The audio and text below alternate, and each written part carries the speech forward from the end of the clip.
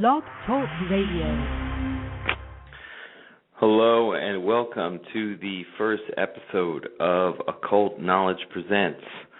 I guess I'm not sure what we're going to be calling this, but we will be discussing today what happens when we die and why we die. These are questions that I think have always plagued humanity, and I am going to be discussing them with my friend Ronnie, who will be on the line in a second as soon as I get him on here. Are you there? Yeah, I'm here. Hey, Mike. What's up? So listen, I'm kind of coming at this from this sort of view. Ronnie, you, of course, are a little bit older than me. When you think of the question of death, and you think of first of all, let's tackle the question of, do you have an idea of what happens after death? Well, I have thought about it, and what I come up with is that it transforms into something else. That's what happens to us after death. I see. Okay. Now, do you fear death? Nope, I'm not. I used to. Not anymore. Really? Yep. And now, don't you think though that let's just say, like, in today's kind of, most people are sort of like doing all they can to kind of avoid it and try to stave it off, and people, in a way, most people do fear it. I mean, don't you think? Yes, because people fear it because they don't know what it is. Because death is nothing but it's a transformation of everything. It's just a change happens. It's everything has like, sun comes up, sun goes down, earth moves, that sort of thing. So it happens to a human being also. Because, most religions have sort of cropped up, I believe, in an effort to explain it and to make it seem less scary. But at the same time, it still hasn't erased most people's fear of it because it is an unknown kind of quantity. But mainly, what I wanted to talk about in this episode is just sort of how the concept of that, death is coming has affects people's lives, and how they sort of respond to it, and how responding to it in a certain way can help you to live well and longer, and responding to it in other ways actually hastens it to, and brings it on quicker. So yes. This is, so I wanted to talk to you about that, because, I think that most people, they almost live their life impatient, thinking that they only have a small amount of time. The whole notion that life is short, and so people take shortcuts and often get themselves into trouble based on that. So it's an interesting topic for me, because let me just ask you, do you see the connection between, for example, stress and the aging process, and how yes, absolutely. one? Okay. Stress is, what I gather, is that something that we cannot do. Let's say in this case, we take a task we are not capable of doing. That's when we have a stress. Okay, but if you take a task that you can do very easily, it could be mountain high, but it'll never be stressful for you. Well, yeah, but there's a certain kind of also stress that comes from not trying. Like, if you don't put challenges in front of you in a way you can there's a certain amount of stress. Let's just put it like this. There's a certain amount of stress that's necessary for your life to thrive. Like if you don't have any stress, obviously it's a little bit you don't develop, you know. Right. I could not agree more. But that's a good stress, and the bad Right. stress is, but because first of all you have to recognize the good and bad. So it's all in your thinking, how you think, and able to analyze those thoughts moment to moment, and able to recognize it. So most people, they have bad stress because they try to do things. Let's say I try to become the president of the United States, but the chances are very high that I will never become one. But I could go on in the process, and the thing is, I will always lose, and that's going to create a lot of stress. So a lot of people, that's what they do.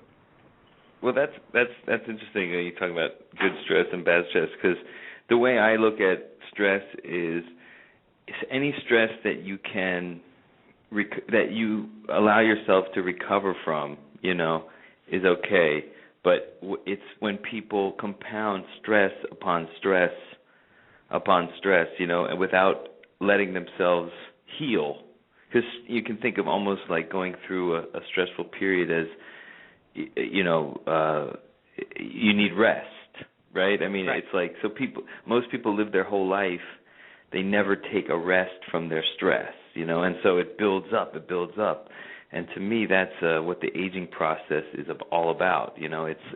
And when you look at people who are old, it's like they look like they're tired, you know, and it's like, to me, it's like, that's the secret, like, of trying of maintaining your youthful appearance, you know, is to not let stress accumulate. I have this to say to that.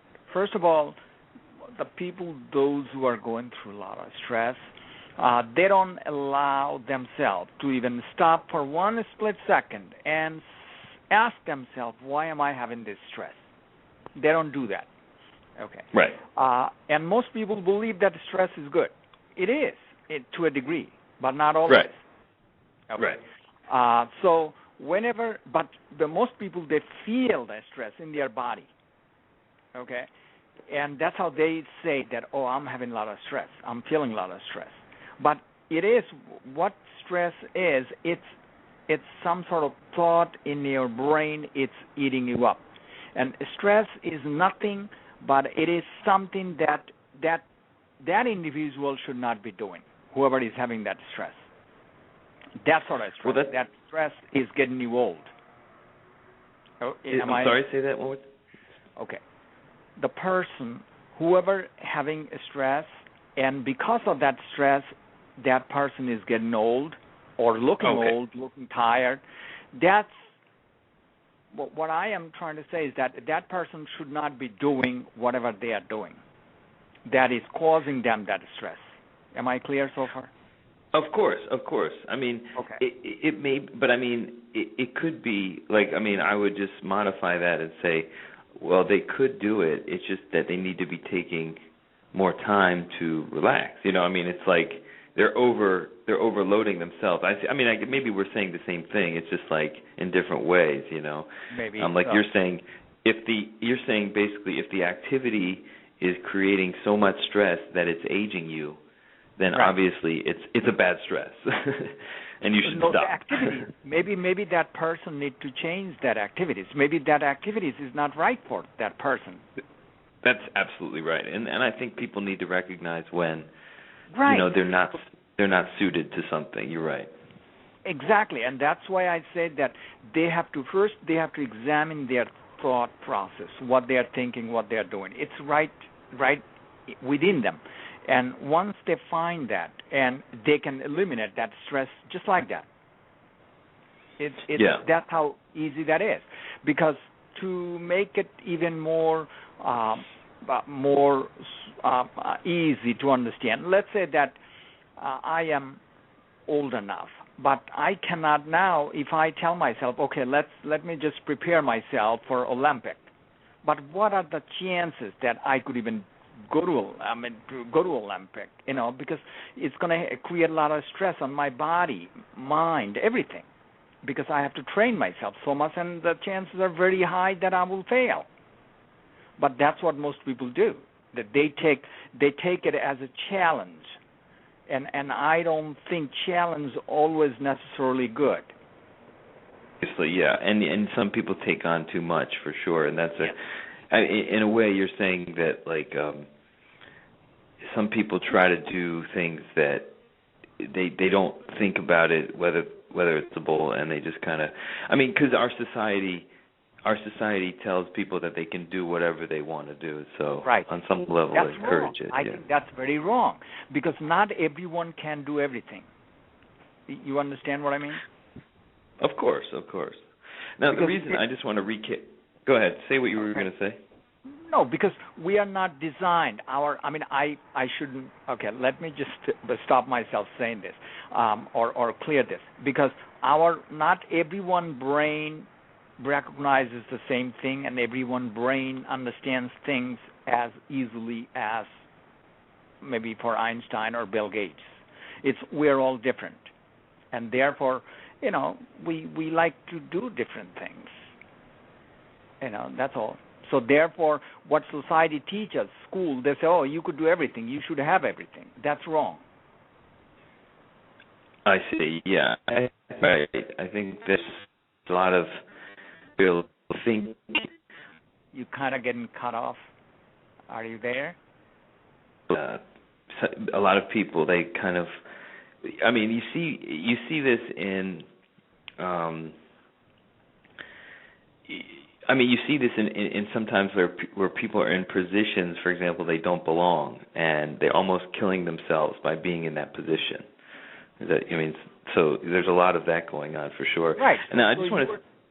You are just proving my point. That means he's killing himself by being in that position. That means it's a wrong position for him, and that's why he's killing himself by staying there. Yeah.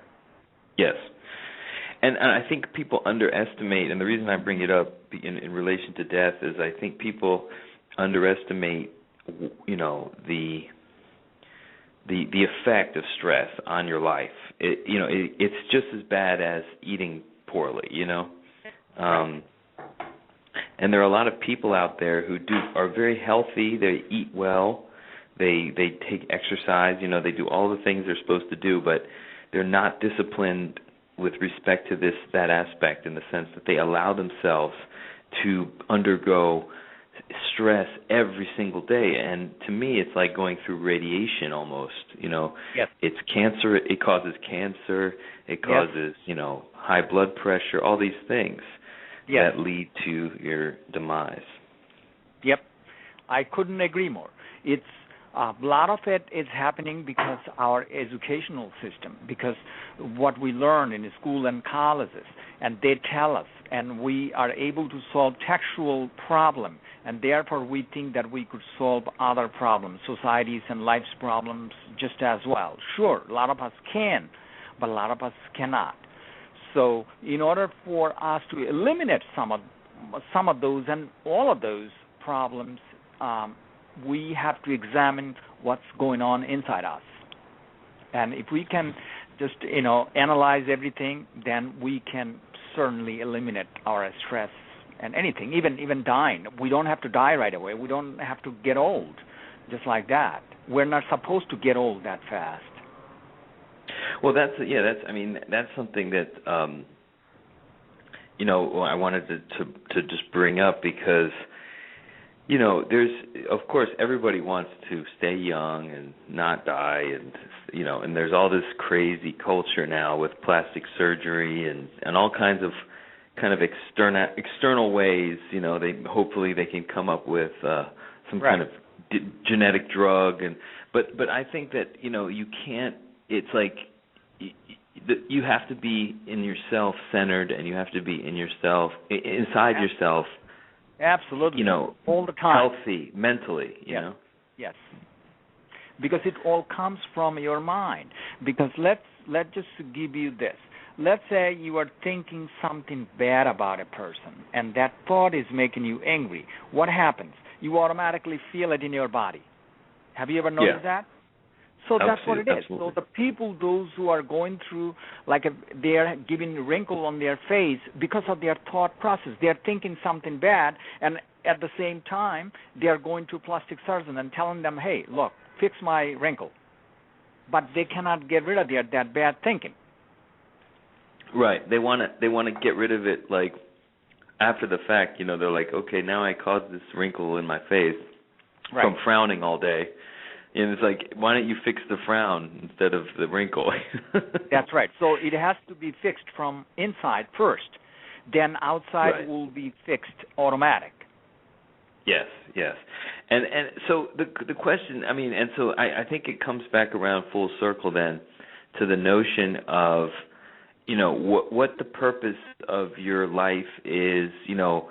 I mean, there's been a lot of different philosophers and moral philosophers that have come, you know, that tried to tell people in different words, you know, but basically saying like the good life, the life of a good person, the life of a moral person is the best life.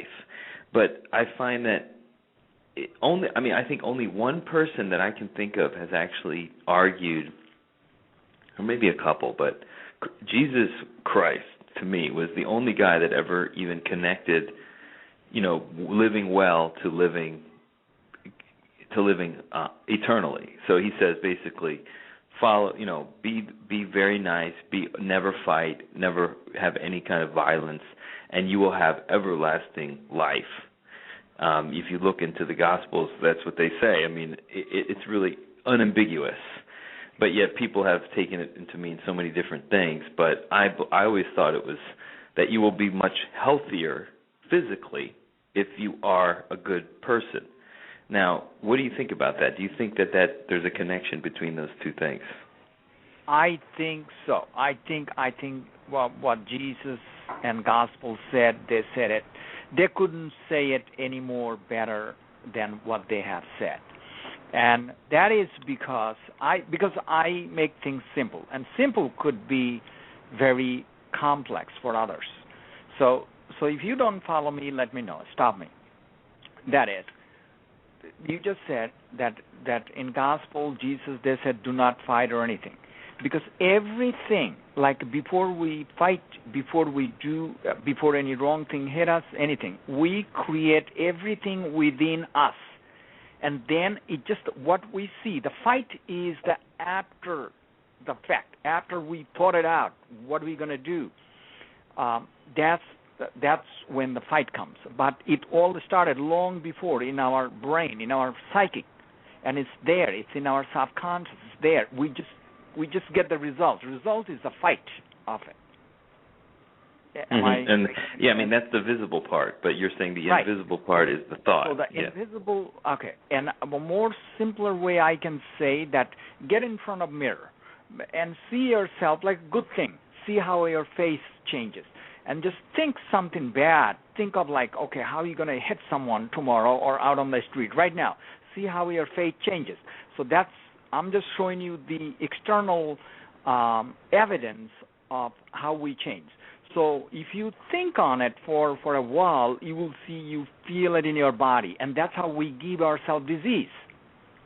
Because body shouldn't be going through any of those trouble.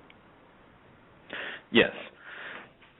But see, it's like our medical science has lost sight of this. Like, we have a psychiatric science that deals with deviant mental behavior, but it's like they've decoupled the two in the sense the mind and the body now like are in the realm of the sciences completely separate. No, it isn't. Because look, it shouldn't be. I agree, but I'm saying the way they treat it. Right, but because you see, because they have to. Like you talked about religion earlier. Why religion is so famous worldwide? Because they create fear among people, and that fear draws them in, and that's why we go to church every week. Okay, that's one. Science is pretty much the same way. It's a fear-based. They have to do things that makes sense to intelligent people, and sometimes they agree because they don't want to think it through, because it's a complex process. But mind and body, like if I ask you, hey, Mike, what does your mother look like? Close your eyes and tell me, what does your mother look like? You'll be able to tell. You will see the picture of your mother in your mind. That's your mind, and that's within your body. Okay? So how could mind be separate from your body? Am I making any sense? Yeah, that's all it is. And the wisdom is always floating within us, just like Jesus talked about, that the Father is telling me all this, Father is giving me the message. It's all within us. We are not connected to anything because we were born with everything. That's a good way. and you know, even the religion that you speak of is within. It's not anywhere else. Yes, it really isn't, because that's what Jesus said it to many times, to all of us, because I have not read Bible, but I've read like a few pages here and there, and Jesus said very clearly, it's all within us. Father is within us. It's all, every religion tells you that. It's all within us. So if it is within us, it's got to be within our body and head and brain somewhere. We just have to locate it. Well, so the corollary to that then is the way the world as we see it then is really merely a reflection of what we have inside. So if you want to fix the world and all its ills, then the best place to start is inside yourself. Absolutely, I couldn't agree more, Mike. And that's what we should do. That means that then let me make it this, and I try to tell my wife this, that in order for you to love someone, you must love yourself first. That's when you can go out, then you can love others. Then it will be automatic. It will be easy things. You know how it is. Okay? So in order to heal other person, you must know how to heal yourself first. Then you can tell other person. Yes, yes. It's a process you have to put yourself through, and really, you understand this, and then you say, oh, so I can do it. I don't need to see doctor. I haven't seen my doctor in the last 5 years. Do you believe this? Well, I mean, at this point, going to the doctor it's like going to a mechanic. You know, I mean, it's not very theoretical. It's more like, oh, it's very symptomatic. You know, you go and they're like, oh, you have a cold, so they don't try to get to the root of, why you caught that cold. They kind of just try to heal it for you. So, but I mean, it's medicine, and my point was that medicine has kind of gotten. It used to be in traditional cultures that both those issues were treated together, but now they're treated separately. Because today's doctors, they do not know. It's all science-based. I was a science student. I wanted to be a doctor, but then later I kind of said, no, I don't want to be a doctor, so I just studied chemistry. And so I know how that works. But it is all in our head. Anything happen, any disease comes. What is disease? You just break that word down, and you will find two things.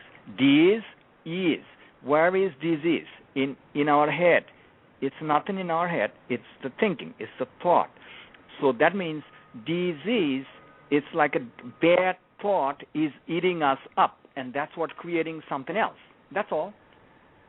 Well, what you're saying is dis-ease. So it's the opposite of easiness, which is difficulty. Right. So disease, like if you spell it, D-I-S as disease, however way you. So first three word, if you take, then it's become dis. That's discomfort. So that your body doesn't want that, but you somehow do it. You tell yourself, no, I got to think. I got to figure this out. So that's when it's causing other trouble. So that's when the human being, like a Jesus, they knew right away when they say, oh, no, I don't want that. Because these are the wise human beings, like a Jesus. So they were able to recognize that, and they avoided that. And that's why they remain healthy. But most people they are just like sheep. They don't know anything. They're just like a dead body, just walking. So they don't know. So they don't do anything. Well, you know what it is. It's what happens is people live in a very small part of their mind, which I call the ego, and they think that that's who they are, but really that's just one little shadow of a corner of their mind that they're living in. It's like this little person that happens to have this identity at this time, but the eternal part of themselves they've hidden, they've almost locked away. Like they block it. Yeah. They are totally disconnected from that. Right. And that's into their petty, and that's where the pettiness, and all the little infighting comes from. It's like, because people become, it's almost like they become more animalistic, more primitive because of that. Yes. We are, in a way, but people say that we are better than, in a way we are human. We are animal, like a human animal. Well, there is no difference between us and them. But the only difference with us that we can think, like we can see what's happening in our head, in our body, in our surroundings. So as long as we can do that, we become better than animals. And when we cannot, when we fail to meet those, that's when we're just become animals. At that point, we have no control over our disease or anything. Exactly, because to get to a position where you can basically insulate yourself from those things like disease, you have to be in touch with this kind of eternal quality. And in a way, I mean, that's what religion, I mean, the good side of religion is trying to bring out of you, Right. I originally intended religion. I think a lot of religions have degraded, for example, into kind of a fear-based system where they try to keep you almost like in a cult. But the original intent of that religion, of any religion, has always been to make you an individual, not just to make you into a almost like a god unto himself. Right, because religion supposed to teach you to become like Jesus. Right. Okay? But not somehow, just a follower. Right, not just a follower. But somehow what happened, most human beings, we have so much trouble in life already we have created. So cutting through all that trouble and understanding our own self and solving our own problem, what religion teaches us, we cannot do that. So what we do is we just go and we just bow to Jesus and says, Jesus, please solve our problem. But Jesus is kept saying, no, you can solve your own thing. Because the God, Almighty God, is within you. So all you have to do is just connect with your own higher self and fix it. Yeah, and I think the Jesus message was, he was saying, people kind of have come down now to be like, oh, well, he was God's only son. And I think his whole thing was, no, I'm God's son, and so are you. That's right. I mean, and he's like, I believed it, and so can you. Right. And it's sort of, and so I think like in many ways the miracles that he performed were not to be demonstrations that he was God, but demonstrations that any human who takes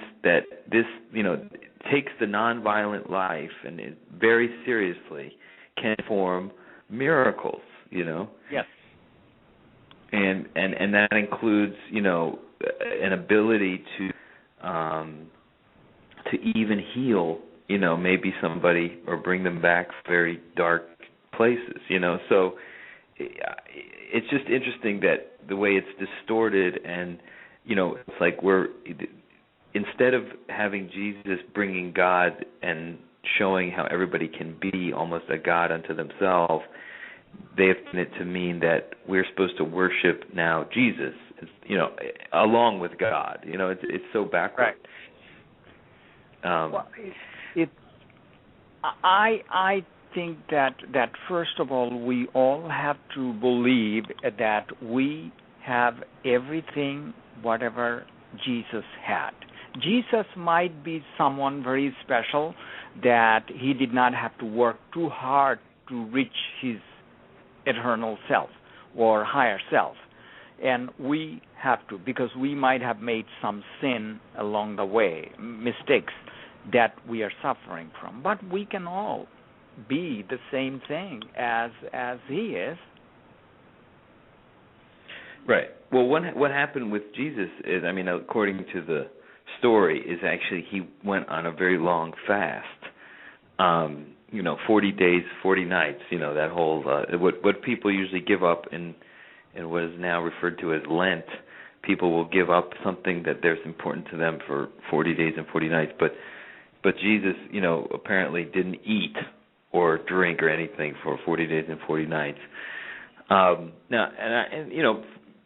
Who knows if this is true or whatever, but the point is that there is a place for fasting and for reflection, meditation, to kind of pull away from the world, in a way.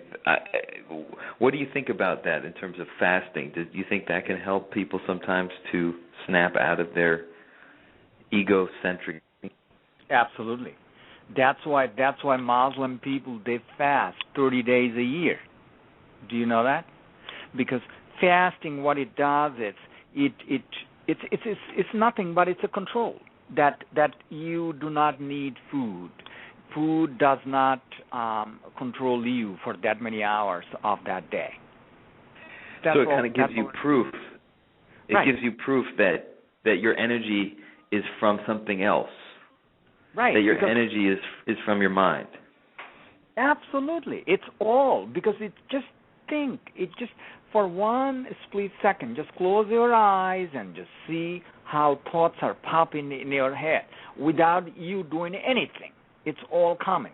And a lot of time, that's why, please forgive me for saying this, a lot of time people, those who are fat, they are constantly thinking about food, how they're going to eat. That's all. That's their thought. So I say to fat people, just go inside of their head or your head and see what kind of thought is there. If they are thinking about food, just think about something else. Then they're not going to be hungry anymore. Okay, you can even prove that on yourself. Seriously. Just prove it for yourself, what I just said. Same thing with sex. It just thought. We are thinking.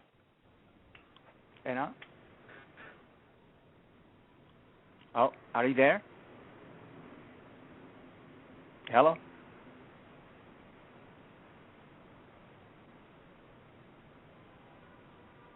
Hey, Mike.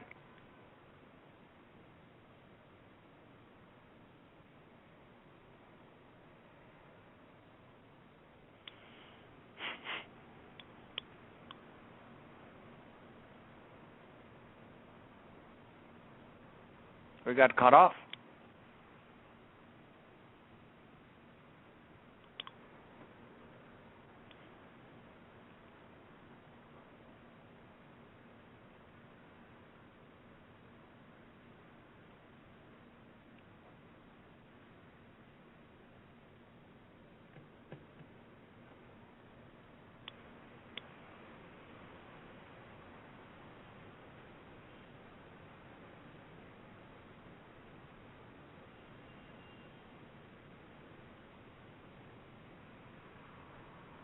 Are you there?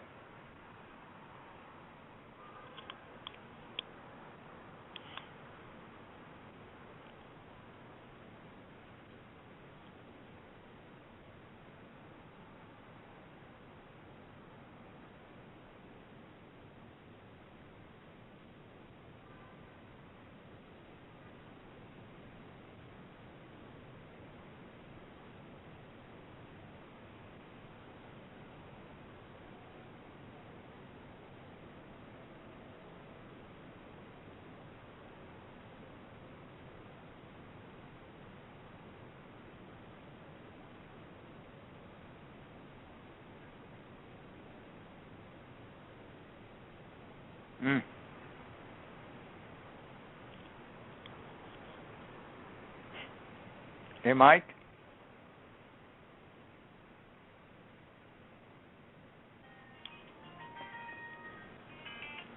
Hey, I got cut off. I don't know what happened.